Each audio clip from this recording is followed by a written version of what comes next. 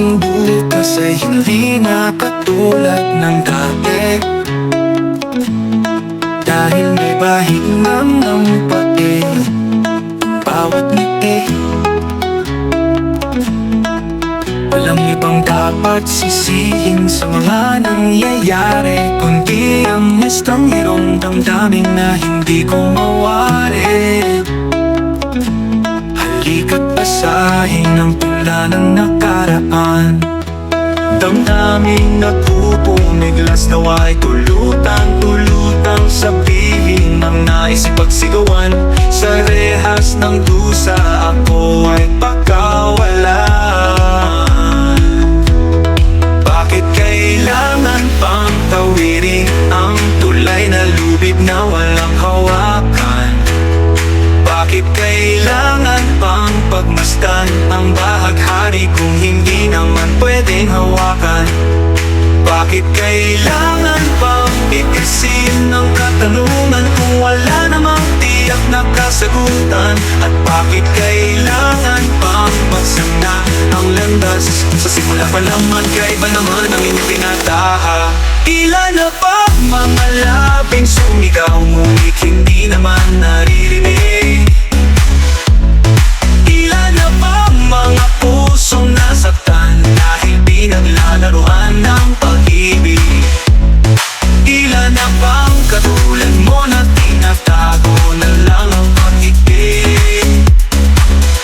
At ilan na pa mga kahapon lumipas na hindi mo siya naisip?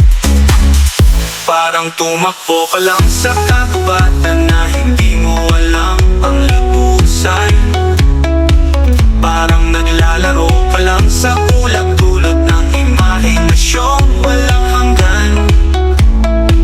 Parang nagpatangay ka lang sa alon ng iyong naramdaman.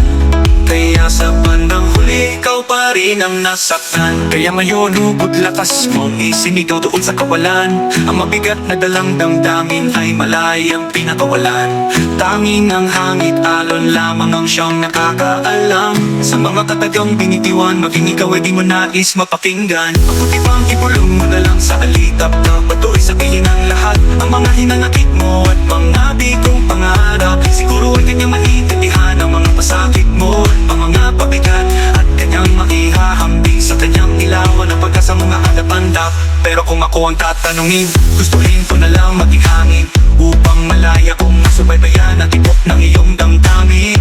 At kahit sino pa man ang iyong pilitin at iibigin ang mga pag-ibig ko, ay hindi mo makikita at hindi mo mapapansin. O di kaya tubig na lang ako sa mundo mo, sa panahon na buha mo ka na maging pamatit ng buhaw mo, upang maging tagapawi ng lumpay at init ko yung ulo. Ang tuyong mong damdamin ay matitigan ko, kakagawa ko bang ka ay palulutangin ko.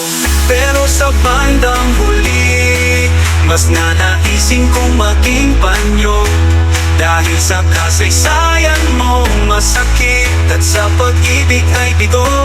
Gusto kong maging karamay mo at sa iyong mga luhay tagasalo. Kahit malunod pa ako'y tatanggapin ng buong puso, dahil sa bawat pagdampi ko sa iyo